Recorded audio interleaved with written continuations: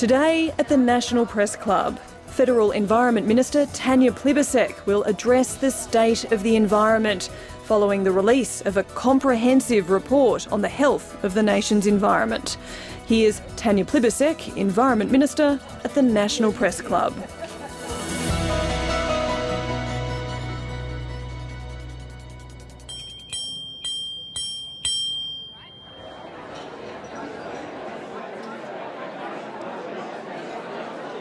Hello and welcome to the Press Club of Australia for today's Westpac address.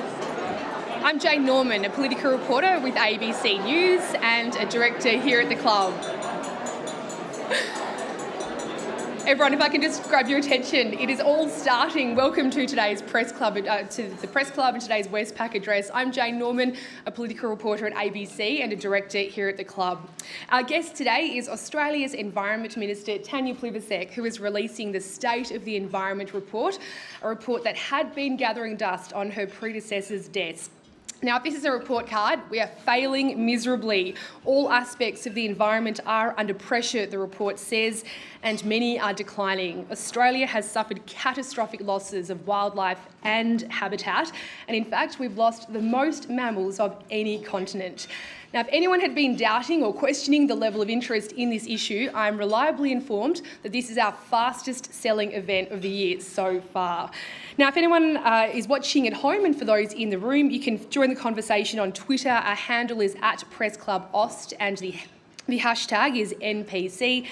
Please welcome Tanya Plibersek.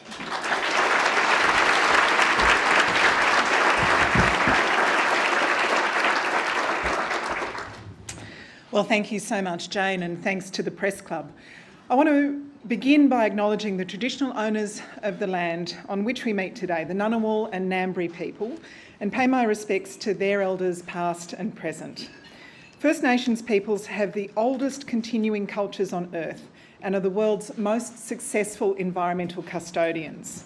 They've managed land and sea country for 65,000 years, and as the Minister for Environment and Water, I'm committed to learning from this remarkable example. Thank you so much to the Press Club for having me here today. I want to acknowledge the report's three lead authors who join us today, Professor Emma Johnson, Dr Terry Janke and Dr Ian Creswell. I also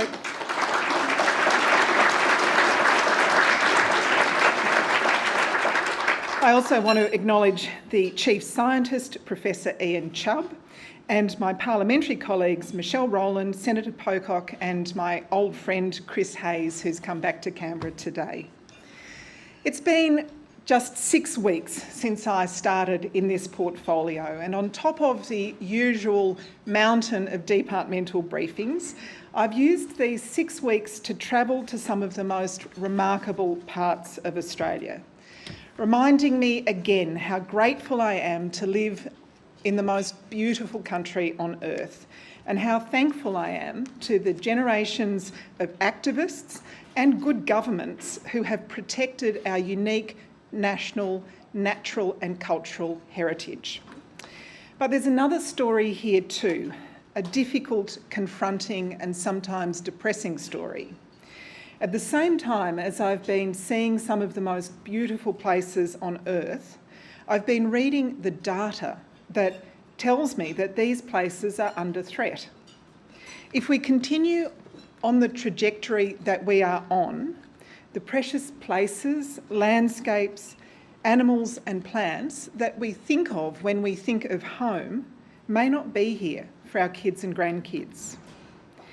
Today, as part of my statutory duty as Minister, I am publicly releasing the 2021 State of the Environment report. It's one of the most important documents in environmental science. Every 5 years, a group of independent experts, some of Australia's most respected scientists, a number of whom are with us here today, are given access to the best available tools. They're told to show us the full national picture of the health of our environment. Or as one of the authors put it, take a good hard look at ourselves. This report was delivered to the government last year. The previous minister, Susan Ley, received it before Christmas but chose to keep it hidden, locked away until after the federal election. And when you read it, you'll know why. But while it's a confronting read, Australians deserve the truth. We deserve to know that Australia has lost more mammal species to extinction than any other continent. We deserve to know that threatened communities have grown by 20% in the last 5 years, with places literally burned into endangerment by catastrophic fires.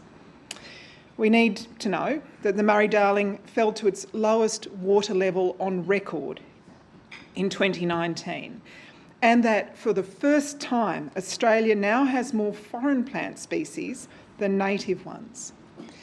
Individually, every one of these revelations is dreadful, but it's only when you think about the cumulative impact that you begin to get the full picture of environmental decline. It's right there on page 1 of the report.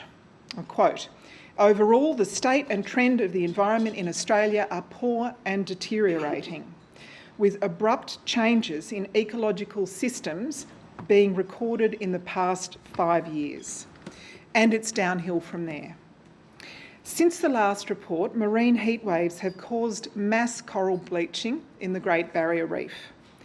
Warming temperatures have reduced kelp beds along the southeast coast, as well as threatening reef habitats and the abalone and lobster industries that they support. At the same time, Australia is experiencing a plague of marine plastics.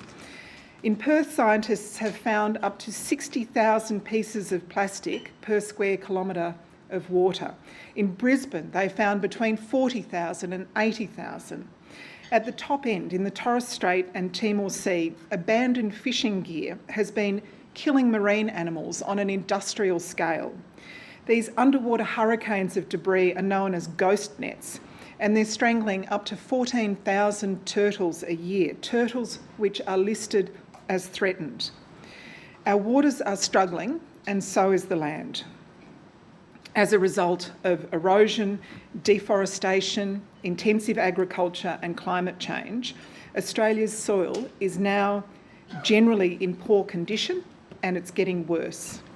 We're losing topsoil, letting it blow away without vegetation to protect it, making our soil less productive, less fertile and less efficient in holding water, which means our agricultural output is lower than it could be. Our land is more susceptible to drought, and our soil's ability to regenerate and support life is diminished. Australia is one of the world's deforestation hotspots. Between the year 2000 and 2017, Australia cleared over 7.7 million hectares of threatened species habitat across the country. That's an area bigger than Tasmania. Much of this clearing occurred in small increments. In fact, more than 90% of it was never assessed under our environmental laws. When we destroy these habitats and when we don't restore them elsewhere, endangered creatures lose their homes, and that has consequences. In February this year, koalas were officially moved from threatened to endangered in Queensland, New South Wales and the ACT. These drowsy creatures have grazed on Australian eucalypt for more than 25 million years, and it's only this year, of all years, that they've become endangered. Of course, this disturbing list is made worse by climate change. Global warming multiplies environmental pressures everywhere. It heats our oceans, it deepens droughts, it intensifies disease, it destroys habitats, and it worsens extreme weather events, which tilt the balance of ecosystems beyond recognition. The bushfires of 2019 and 2020 are still being felt today. Those bushfires were an ecological bomb ripping through southeastern Australia. They killed or displaced up to 3 billion creatures. They burnt over 80% of the Greater Blue Mountains area, almost 60% of our Gondwana rainforests, and more than 40% of the Stirling Range National Park. And they tipped clouds of sediment and ash into our waterways, leading to mass marine deaths. That summer was terrifying for anyone who lived through it. And if we don't act, those awful red nights will become more common. That's just a taste of what this report lays out. And for 6 months, it sat on the previous minister's desk.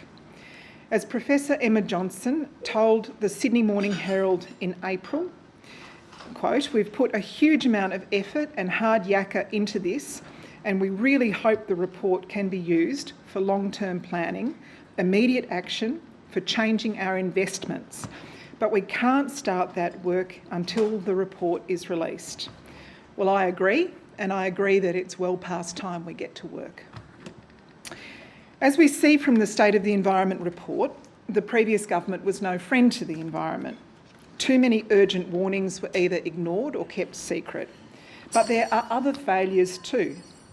The former government made nice promises but rarely bothered to deliver them. For example, the previous government had a decade to fulfil the Murray-Darling Basin Plan. It's a good plan, Labor made it, we delivered it, and it saved the river system from dying in 2019.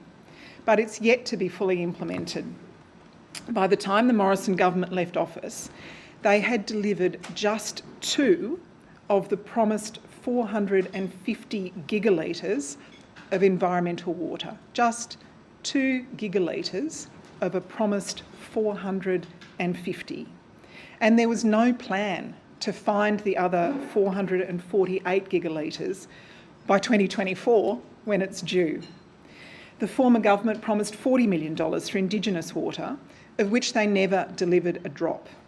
The Morrison government made a series of pledges on recycling, pledges that the Labor government broadly supports. I think most Australians would be really shocked to know just how far we are from meeting these targets, and that the former government had no real plan for getting there. Again and again, the former government behaved in a way that undermined public trust in environmental management. They gave a private charity almost $500 million without tender or process to guide our response to the crisis in the Great Barrier Reef. It actually doesn't matter how good an organisation is. No one should walk in to the Prime Minister's office and leave with hundreds of millions of dollars they didn't even ask for. For 9 years, the previous government oversaw a broken, barely regulated national water market.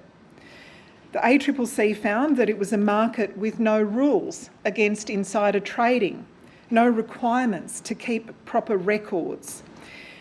This led to widespread distrust in the system. And as well as this distrust, there was willful damage inflicted as well. From Tony Abbott to Scott Morrison, from Barnaby Joyce to Matt Canavan, the Liberals and Nationals came to power with a mission to put the environment last, to repeal climate legislation, and to slash emissions reduction targets. They cut funding to the Environment Department by 40%. And they thought that was pretty clever until they saw what it did in practice. Without proper funding, environmental decision times exploded. According to a National Audit Office review in 2020, the average federal decision for a new project was 116 days behind schedule. And of these decisions, around 80% were either non-compliant or contained errors. The previous government's funding cuts held back business, they damaged the economy, and they undermined practical efforts to protect our environment.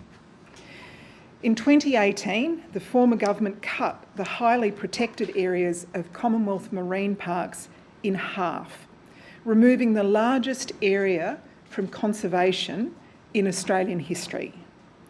The Liberals and Nationals spent less than $17 million of the $216 million they promised to upgrade Kakadu National Park's infrastructure. And in their final term, the Morrison government's relationship with the traditional owners of Kakadu broke down completely, to the point where a government review, co-chaired by Amanda Vanstone, called it, quote, deplorable and untenable.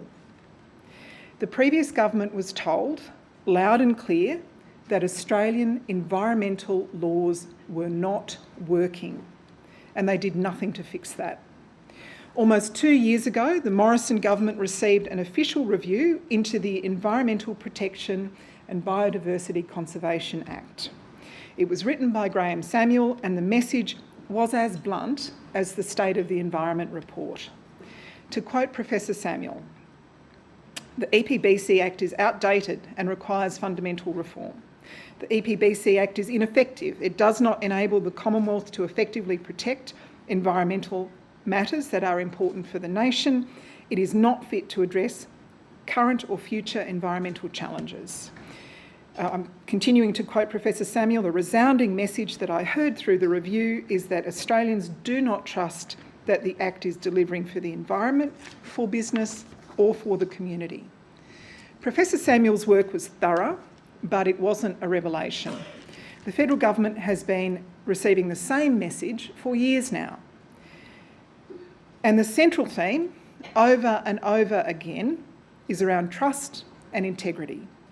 People don't trust that the Commonwealth is protecting the environment.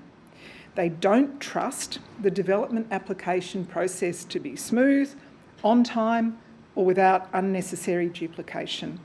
And frankly, that scepticism is justified. Under the current laws, we don't clearly define the environmental outcomes we're trying to deliver. When we make environmental decisions, we don't ensure that they're being enforced in practice. And even if we wanted to, we don't have the data or resources to do it properly. And because no one trusts the system, these processes are often duplicated by state and federal governments, which delays projects, drives up business costs, and jeopardises investment. And of course, at the same time, our environment just isn't getting the protection that it needs. That's what Graham Samuel told us. There's an almost universal consensus that change is needed. Indeed, business and environmental groups very maturely put aside differences to back Professor Samuel's recommendations, but again, the Morrison government chose to ignore that. They tried to ram through a select few changes and instead delivered nothing. That's the situation I'm inheriting as Environment and Water Minister. Years of warnings ignored or kept secret, promises made but not delivered, dodgy behaviour undermining public confidence, brutal funding cuts, willful neglect, laws that don't work to protect the environment or smooth the way for sensible development, all against a backdrop of accelerating environmental destruction. It's time to change that.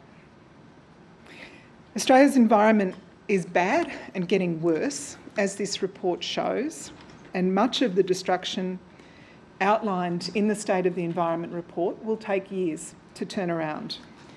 Nevertheless, I am optimistic about the steps that we can take over the next 3 years. Legislating strong action on climate change is a great start. Australian scientists are world class. We know so much about how we restore landscapes, repair coral reefs and recover threatened species. We've got thousands of volunteers out there every weekend planting trees, collecting rubbish and cleaning up their local creek, many of them through community land care groups. Australians really care about the landscapes they live in and about the precious places that they'll never visit but want protected anyway. They just need a government that cares as much as they do, which is why in this term of government I will be guided by 3 essential goals: to protect, to restore and to manage Australia's environment. We need to protect our environment and heritage for the future. We need to restore environments that have already been damaged. And we need to actively manage our landscapes, oceans and waterways and the critical places that we've vowed to protect so they don't become run down through neglect. That's our agenda. To offer proper protection, we need to set clear environmental standards with explicit targets around what we value as a country and what our laws need to protect. This will require a fundamental reform of our national environmental laws and empowering a new environmental protection agency to enforce them. We need trust and transparency. Decisions need to be built on good data to show the public how we're tracking in real time, data that can be shared so we don't keep collecting the same information again and again, but instead we build over time a useful, usable, rich picture of our environment. We also need certainty and efficiency. This will allow us to speed up most processes so we can build new housing, construct renewable energy projects, lay the roads that connect our communities, better environmental outcomes and faster, clearer decisions. For too long, people have seen these goals as mutually exclusive. They're not. They're not. Good environmental law is also good economic reform. That's why, by agreement with the Treasurer, the historic wellbeing budget will also include environmental indicators. As the Treasurer said recently, it's really important that we measure what matters in our economy, in addition to all of the traditional measures, not instead of, but in addition to.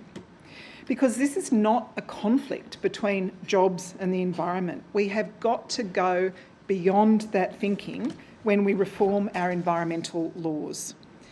To help guide that change, I'm announcing that by the end of the year, the Australian Government will formally respond to the Samuel Review. We'll then develop new environmental legislation for 2023. We'll consult thoroughly on environmental standards. But in the meantime, I want to see an immediate start on improving our environmental data and regional planning, establishing a shared view around what needs to be protected and restored, the areas where development can occur with minimal consequences. I'm not naive. I know that improving our environmental laws is going to be challenging.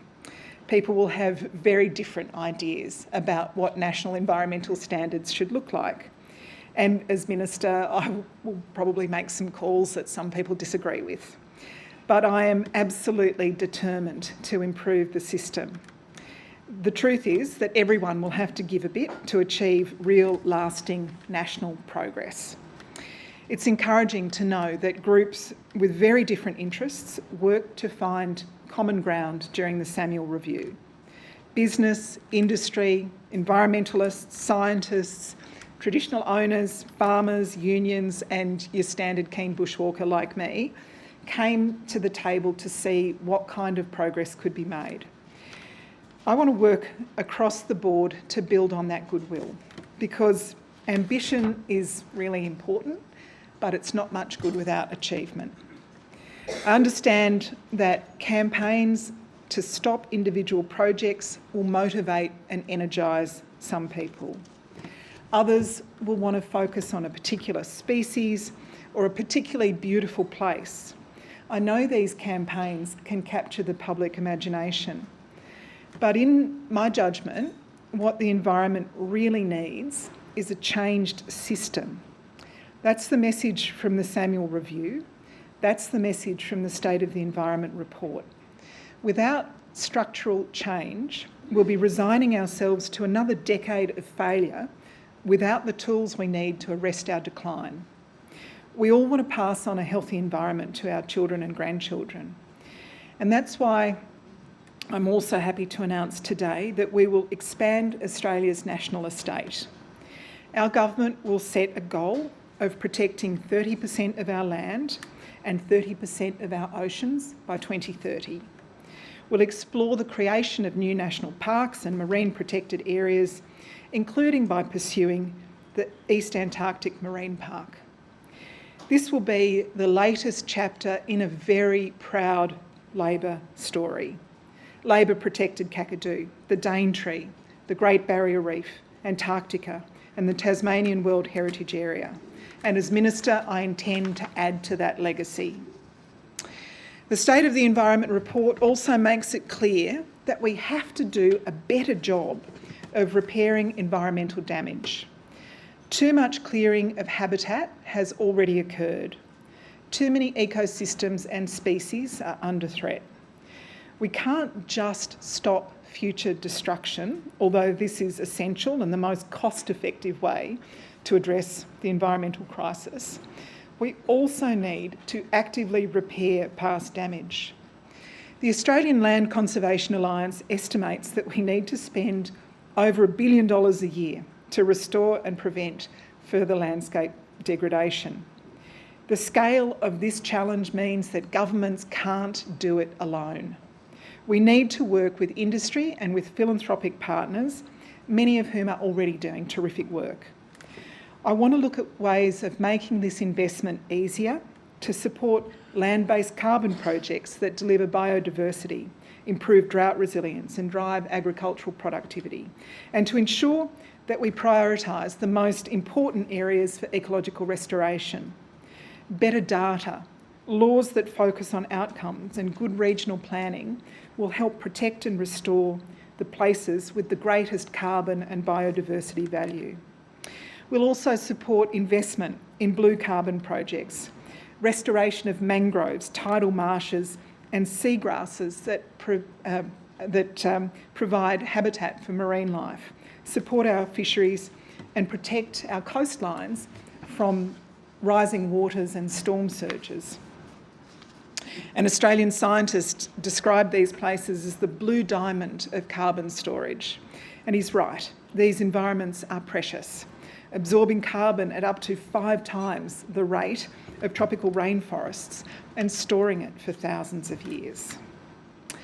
The State of the Environment also tells us the urgent need to better manage our waste and to actively manage the places that we have vowed to protect. These are areas of clear community interest. Most people want to reduce their plastics footprint. They want to recycle the things that they've used, and they want a government to help them do it as easily as possible. I'm really genuinely excited by our prospects here. We can reduce pollution, we can increase recycling, and we can support local manufacturing at the same time.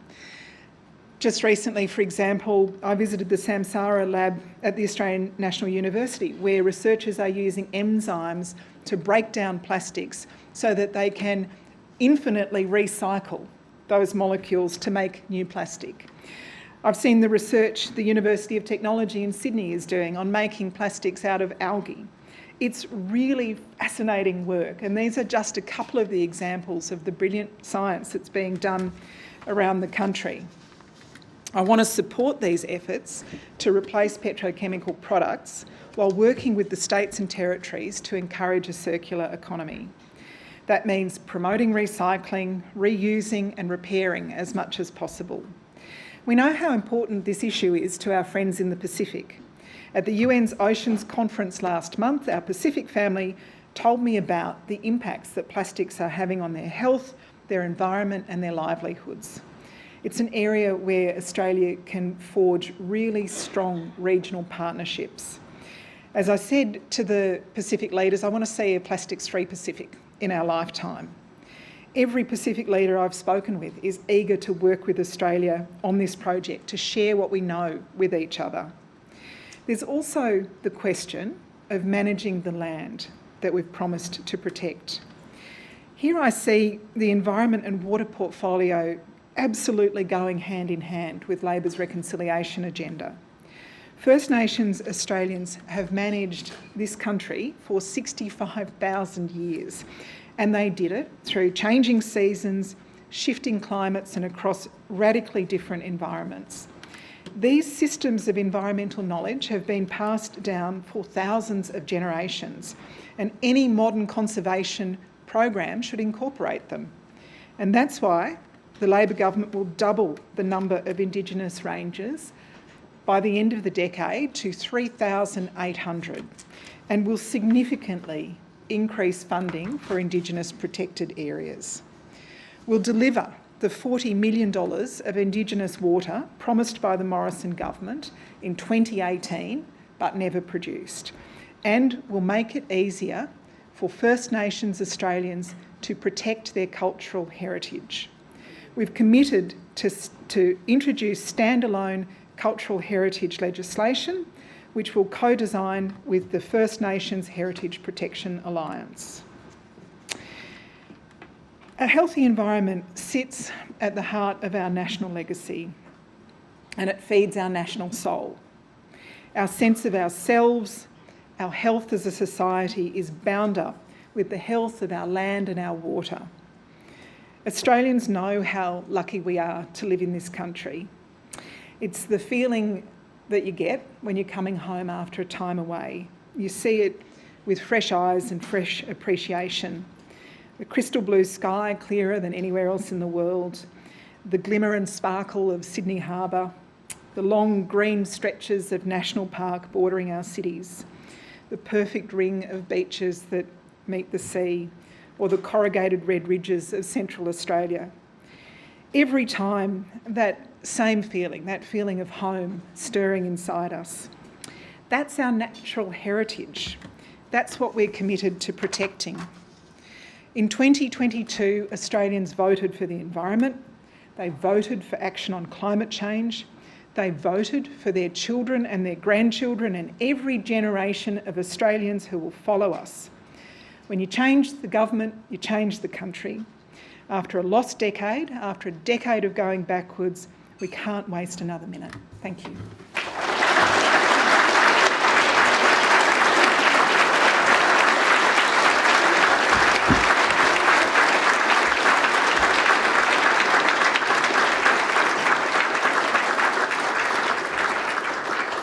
Minister, thank you so much for your address today. If you would like, once you've had a sip of water, to return to the lectern to answer the questions. But just to start off, the report sort of lays bare, really, the problems that we are confronting as a nation, and it concludes that there is insufficient overall investment and a lack of coordination to adequately address it. So I guess at the heart of this are two questions. How much is the Commonwealth prepared to actually spend to turn this around?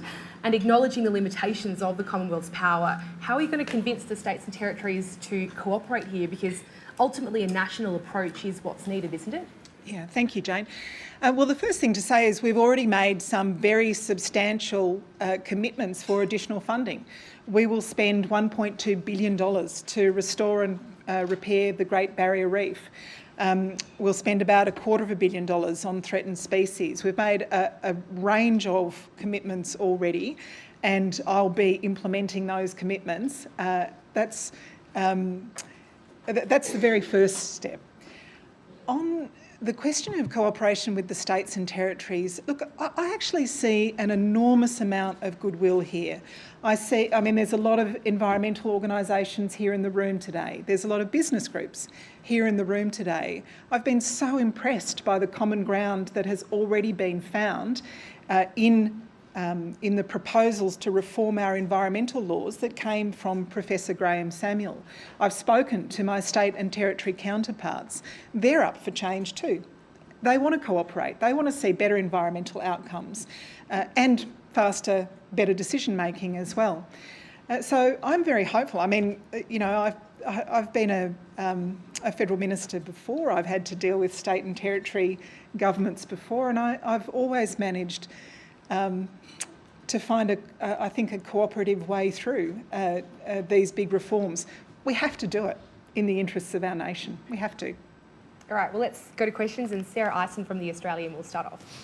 Sarah Eisen from The Australian. I just wanted to start on Labor's 43% emission target, which it wants to legislate as soon as next week. Anthony Albanese's been pretty clear. He doesn't want to negotiate on that number.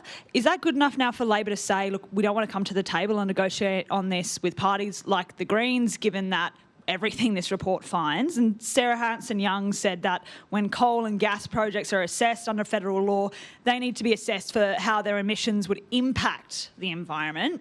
do you agree and think there's any merit in that idea? Okay. The first thing on the 43% target, we made a promise to the Australian people. We're going to keep the promise we made to the Australian people. It's important that we do that as a government.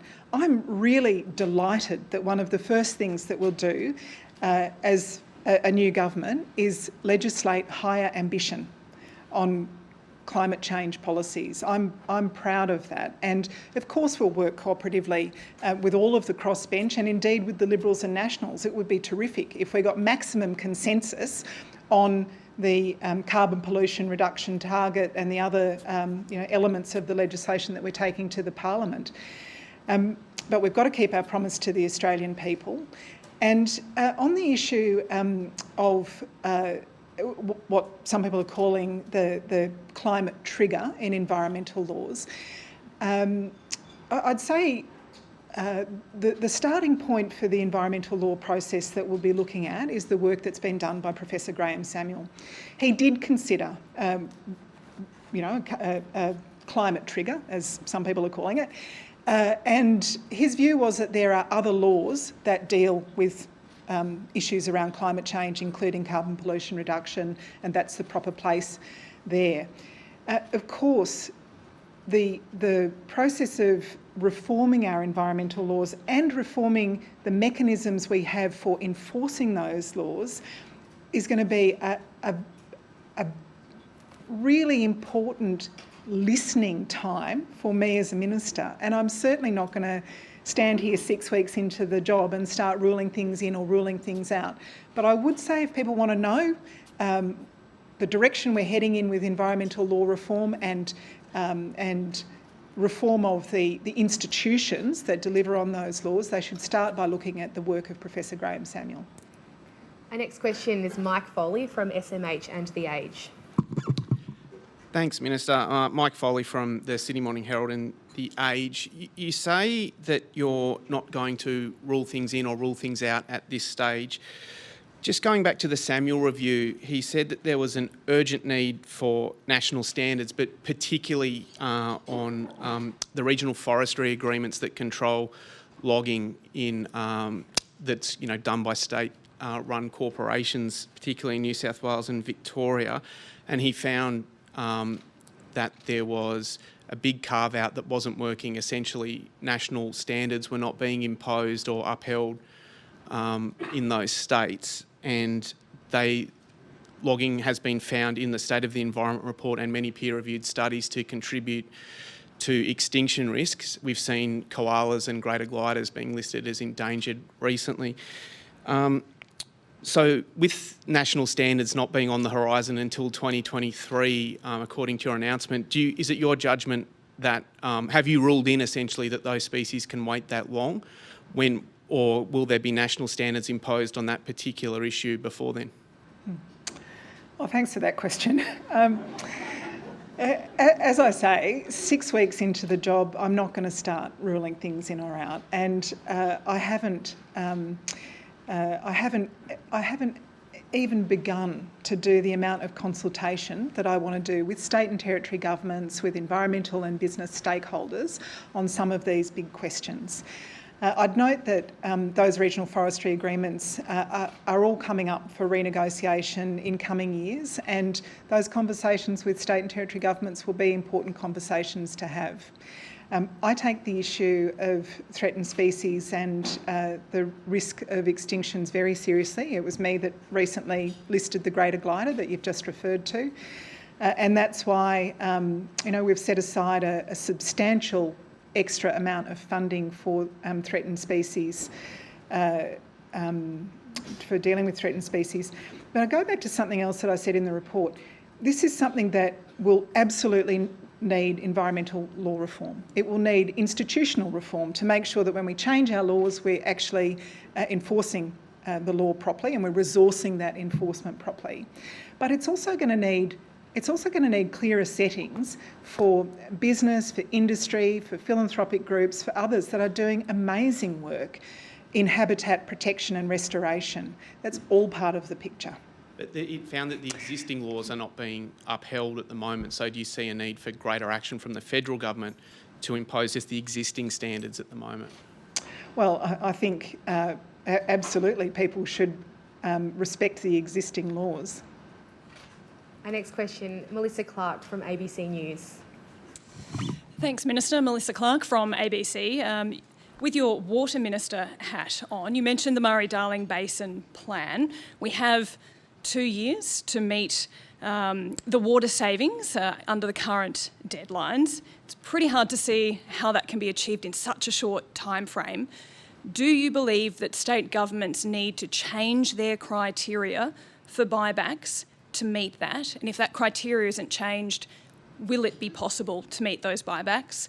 And at risk of enduring the wrath of the moderator, just one other quick question. The next Part 2 of my question. Yes, go on. As we say, the next Global Biodiversity Conference in Montreal later on this year, COP15, is coming up. Will you be attending? How much of a priority is it for the Albanese government? What targets are you looking for in order of ending extinction of biodiversity? I think that's parts 1 through 7, but if you This actually reminds me of one of Kevin Rudd's press conferences. That's point 3 subsection Roman numeral X. I'm sure you've been doing a lot of studying in the last few weeks. On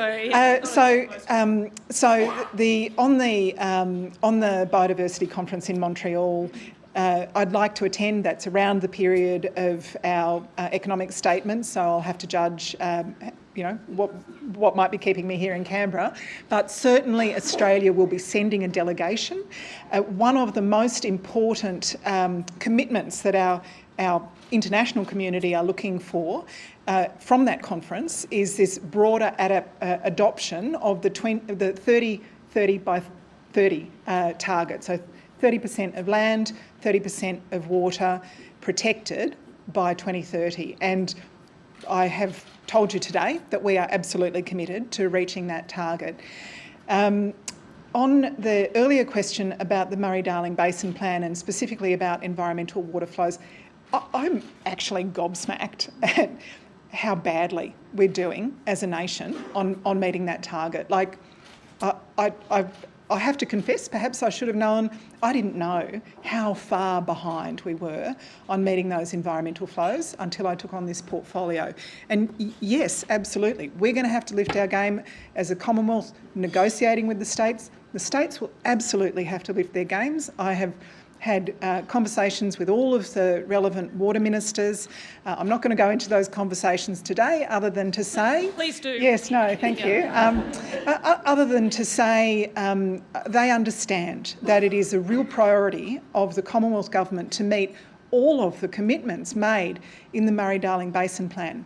The 450 gigalitres of environmental water by 2024, I think it is extremely challenging to meet that target and to meet it on the timeframes that have been set. I think it will be, well, I have to be honest with you, next to impossible, given where we're starting from, how far behind we are. It is a serious area of reform for me. And I think the states understand that that is the position of the new government. Right, our next question, Jacob Grieber from the Australian Financial Review. Jacob Grieber from the Australian Financial Review. Minister, I think I listened carefully enough to your speech when you talked about the EPA. You didn't use the word independent when you described the EPA. That is in Labor's policy document before the election that you revealed to us sort of 24 hours before polls opened. Has that changed? Is independent no longer an important word? And related to that, you talked about balancing jobs. Part 2 of my question, yes, go Very on. much part of the same thing. Jobs versus the environment. You said it shouldn't be a binary thing. That should be managed, and both of those things should be taken into account. To me, that strikes me as a very political task, managing that distinction between getting projects approved, making sure the laws, the environmental laws, are properly respected, and there's a consequence for people who break those laws. So when you say you want those two things to be managed, how would you do it if it's to be truly independent? Well, yes, we do support an independent EPA, but the design of that, well, there's a lot of consultation to be done before I come back to you with a final design. The specific roles that the EPA will have, and the way it's constituted. I'll talk to you again in a few months about that. I'll release an exposure draft. People will be able to comment. There'll be a lot of opportunities for people to make their views known on the form and roles that an appropriately independent environmental protection agency will... The report's been out 2 years now, you said so yourself. Labor's been in opposition for 9 years. Yeah, I've been the minister surely for there's a more 6 distinctive... weeks. It's your government, it's your policy. Yes, and I've been the minister for 6 weeks, thanks. On the other issue, I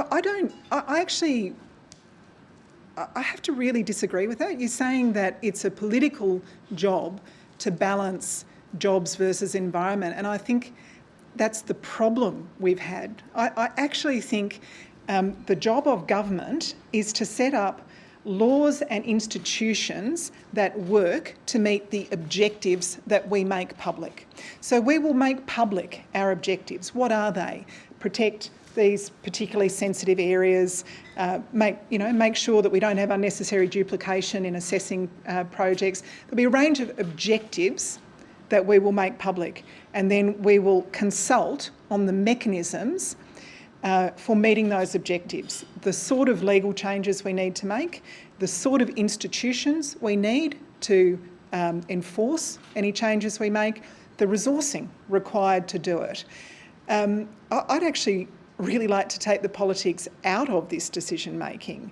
Instead of having people like Matt Canavan running around the country saying, I've never seen a coal mine that I don't want to make bigger, perhaps we need to thoughtfully assess using the laws and processes we have in a transparent way, in a way that gives the public confidence that our legal system's working appropriately. Maybe we could assess projects that way instead. Right, next question, Tom Connell from Sky. Thanks, Minister. The report suggests there's somewhat of a flaw in our current environmental approval process, in that if you look at 3 different projects that all affect one waterway or one habitat, individually they're not seen as having a big enough effect to say, no, they can't go ahead or to change them. Yeah. But if they were considered in a cumulative sense, they'd say that's too big an impact, it's going to affect this habitat. Do you see that as a fundamental issue and one that you would seek to fix in the overhaul of the approval process?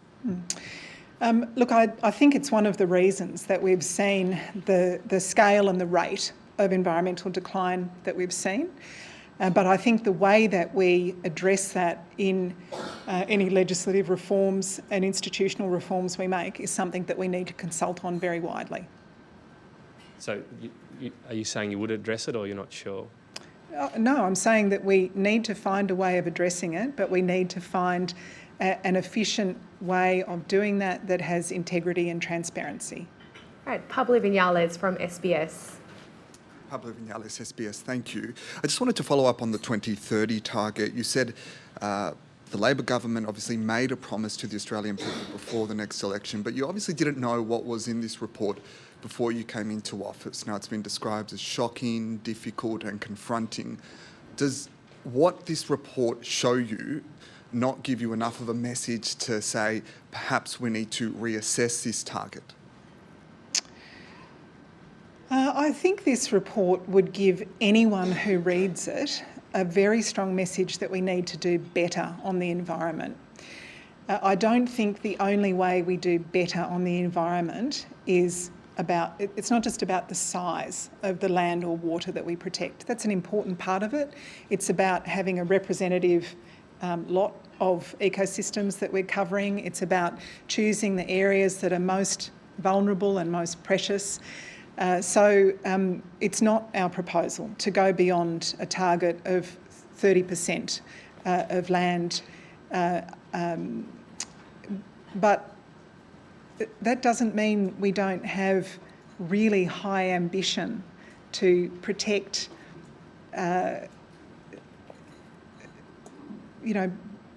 beautiful, unique, vulnerable ecosystems. Our next question is Ashley Wick from Channel 9. Thanks, Minister. Ashley Wick from Channel 9. Experts say that the level of deterioration we've seen in this report is and was preventable. You say the government will now consult on the issues we're facing, how we fix those issues, but of course that will take time. Exactly how soon will we see practical action on the ground, and I guess how soon will we see the effects of this?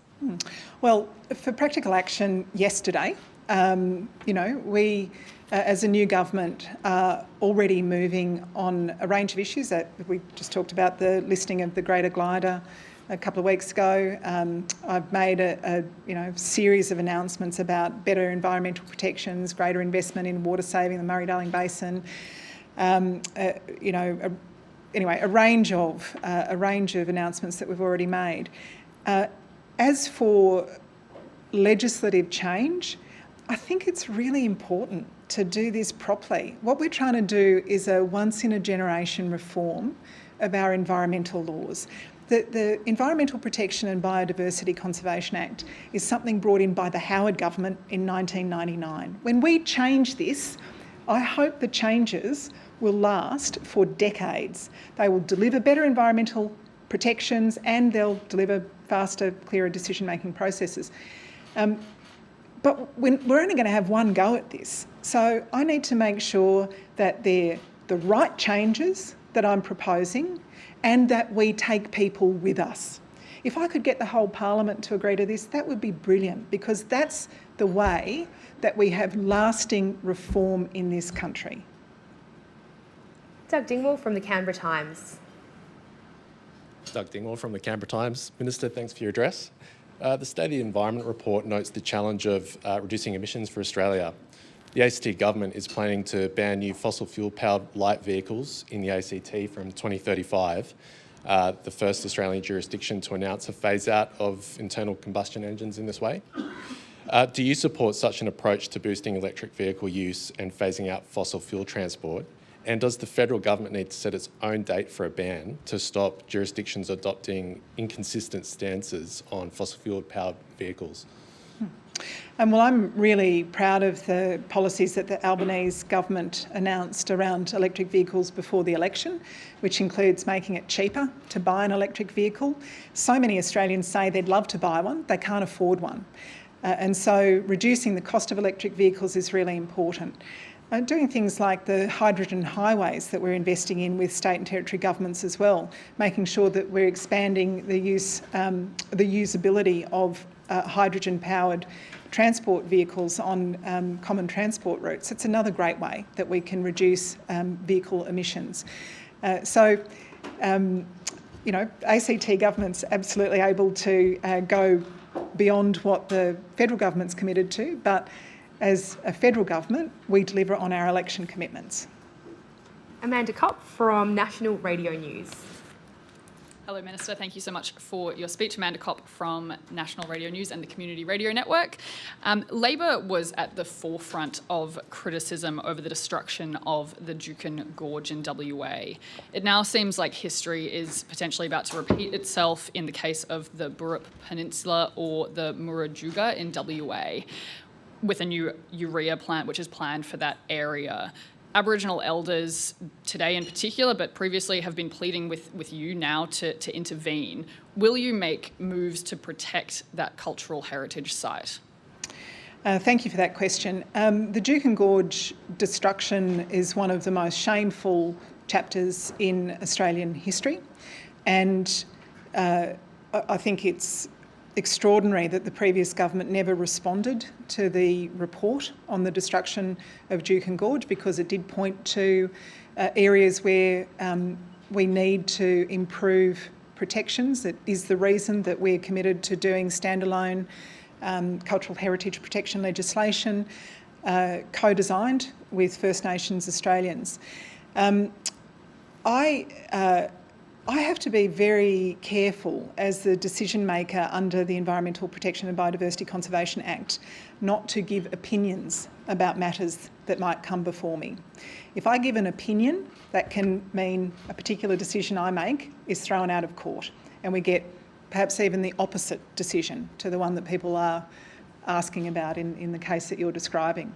So I'm not going to comment, not today or at all, about individual cases that may come before me for decision making. But the general comment I want to make about First Nations cultural heritage in Australia is we are so lucky to be so rich in First Nations cultural heritage. Of course, we need to have better systems for protecting it that don't lead to appalling, shameful outcomes like Duke and Gorge. Will you be making any kind of comment at some stage in the future on this particular case? I'll make comment when I'm legally allowed to do that about any case. I won't engage in speculation. It's not for me. In my job, I'm not allowed to offer you an opinion on things that I will be the legal decision maker. Okay, our next question is from Josh Butler from The Guardian. Hi, Minister. Josh Butler from The Guardian. Thank you for your speech. I wanted to follow up Mike's earlier question on the Samuels review and logging. The report today identifies the pace of land clearing as a major problem.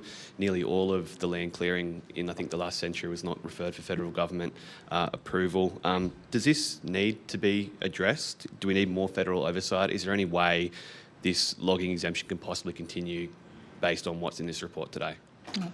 I understand why people are super keen for me to be talking about specifics on regional forestry agreements and other areas. It is way too early in the term of the new government for me to be doing that. I am 6 weeks into this job. We are 6 weeks into a new government. We need to talk to state and territory governments in detail about some of the land clearing issues that we face as a nation. We need to consult widely on legislative reforms that we might propose. I'm not going to preempt those discussions by making individual comments about issues like that. Now, Minister, it's nearly 1:30. We still have a few journalists on the list. Would you be happy to stay a few more minutes to answer their questions? Yeah, sure. Wonderful. Okay. I can't think of anything I'd rather do. I just hope the next few questions are really hard so I enjoy it. Yeah. Chloe Bruce from Network 10. Thank you. Chloe Bruce from 10 News First. When we talk about funding this, we know that there is $1 trillion of debt. So realistically, how can Australia fund significant environmental reform, and how high is it on the list of priorities when there are so many challenges facing Australians right now? I think it's very high on the list of priorities for most Australians to have a clean and healthy environment that they can hand on to their kids and grandkids. And we've already made substantial investment announcements, including, as I mentioned, $1.2 billion over coming years to restore and repair the Great Barrier Reef, the money for threatened species, money for recycling, Indigenous protected areas, Indigenous ranges, land care ranges, and there's a list of commitments that we've made that we will fund. We made those promises before the last election. We will fund those promises, and they will deliver good results for the environment. But based on the announcements that you've made today following the report, did you have to ring Jim Chalmers and say, hey, we need some extra dollars? No.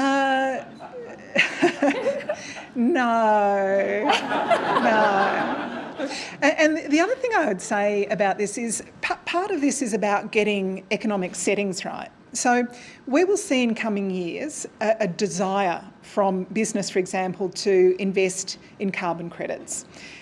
If we make carbon credits have the dual benefit of protecting and restoring biodiversity, then we get an environmental win out of a business decision that Australian businesses want to make anyway. They want to say to their shareholders, not only are we reducing our carbon pollution liabilities, we're also investing in the environment because we know that our customers and our shareholders care about that. Next question is from Tess Economou from AAP. And Tess, I'm sorry if I mispronounced your surname. It's okay. Thank you very much for your speech, Minister. Tess Economou from AAP. You spoke about how trust had been undermined in environmental laws. How will the government work to restore that? Well, I think having a transparent and inclusive process for reforming the laws that aren't working now is a really good first step. And, you know, releasing things like this, not keeping things like this hidden for months at a time, is a really good step as well. We need to be accountable to the Australian people for what's happening in our environment. If we continue on the trajectory that we are on now, we'll see more threatened species, we'll see drier rivers, we'll see degraded landscape, we'll see reefs dying. The path we're on now is not sustainable for this country. And I hope that when Australians see us taking serious action, we'll begin to restore their faith. Tim Shaw from the National Press Club Board. Thanks, Jane. Minister Tim Shaw, member of the National Press Club Board. 40 years ago, the founder of the Greens political party, Dr Bob Brown, remarked of Bob Hawke that he was Australia's environmental Prime Minister. He added to the Wild Rivers National Park, the Franklin River, and anyone that's been down there knows that was a very brave and important decision. The protests will continue. You saw them this morning at the National Press Club. How do you embrace the voices of those that don't trust your government yet or ever? How do you get them as part of that communications framework? They don't trust local government on environmental decisions, state governments, 2 elections coming up in the next 6 to 9 months. How do you address the community voices that Teal independents have clearly connected? That was on climate. The next will be environment. How do you respond? Well, that's a great question. I think the first thing to say is I really respect and admire people who protest on environmental issues, as long as they do it within the law. I think it's a really good thing to show political leaders across the board that Australians care about the environment. The second thing I'd say is we in Labor are really proud of the Hawke legacy, the legacy of previous Labor governments. And I think amongst my colleagues, there's a really strong sense that we want to add to that legacy. I'm not going to start talking about individual places and projects now, but the biggest change is we've moved from a government that was hiding bad news, deliberately acting against the environment, to a government that wants to be open and transparent and collaborative and consultative and actually deliver better environmental outcomes. That's the change. Nick Stewart from the Canberra Times. Thanks, Minister. We now know things are much worse than we thought they were going to be. Isn't the fastest way to cut down on carbon emissions just simply to say, right, no more coal mines?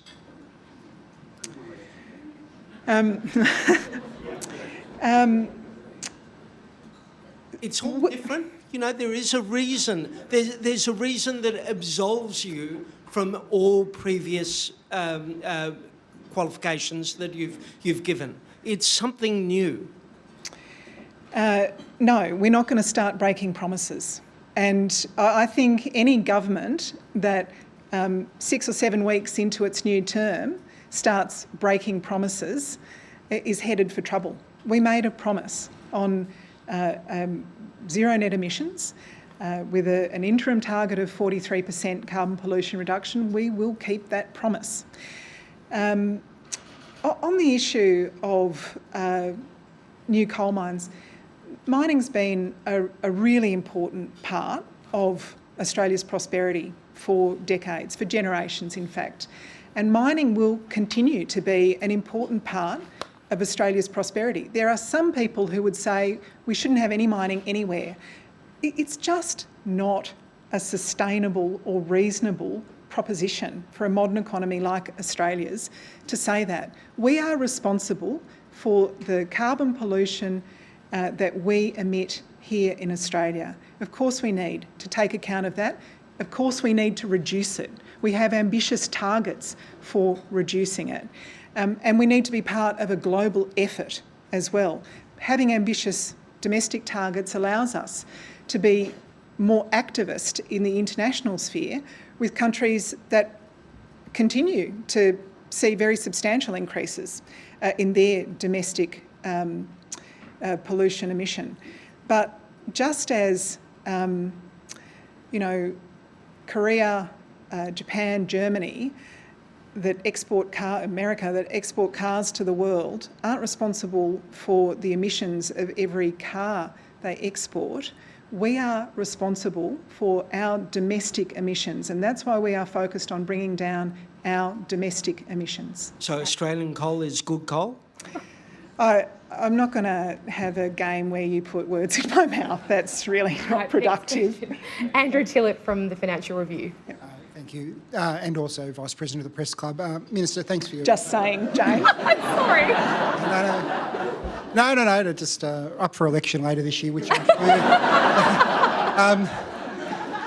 I want to know what your election policies are. Very pro-coal, for one thing.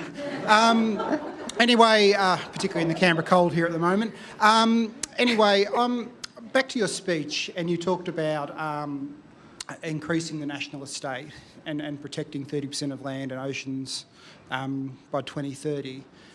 What's the current, I guess, baseline that we're starting from in terms of that protection, and what does protection actually mean? What does it look like? Is it about acquiring land from private landowners and making it national parks? Is it about putting restrictions on activities such as land clearing or logging, extractive industry, buying out commercial fishing licences, that sort of thing? Can you give us a bit of a sense of what you're actually looking at doing in that space? Yeah, I can.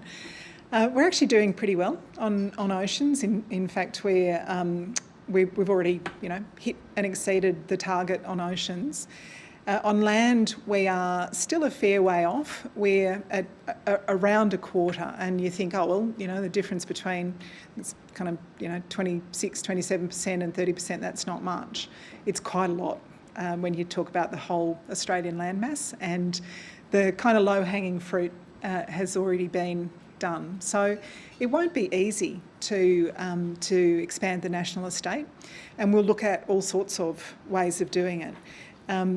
We'll definitely be looking at ways to expand Indigenous protected areas. We've already set funding aside for that. There's other areas that are potentially in consideration for World Heritage listing. We'd love to work with state and territory governments on additional national parks they might be considering. So there are a variety of ways that we can do it. But it is, I think, important, as I said to the earlier question, that when we're thinking about area, we're not just thinking about area. We need to think when we protect an area, how do we also manage what's happening on that area? Like, it's not much good if we're protecting an area that's got foxes and cats and in the top end water buffalo continuing to kill native species on that land, or invasive weeds taking over. So we need to increase the area of land. We also need to increase the way or improve the way that we are looking after that land. And so that involves additional area. It also involves more Indigenous ranges, more land care, more science. We're doing such amazing things. We're protecting in small amounts little areas. Northwest New South Wales. Setting aside areas where cute little hopping things are being released back into the environment, and we're bringing species back from the brink of extinction. We know how to do that. We've actually got the science, we've got the know-how. By committing to increasing the area of land where we're doing this and increasing the standard of that protection, we could have a huge impact on our natural environment. Thank you. I'm sure the cute little hopping things will thank you for that. Well, thank you, Vice President Tillett, and thank you, Minister, for your address today. We really appreciate your Thank you time. so Please much. join me in thanking Tanya Plibersek.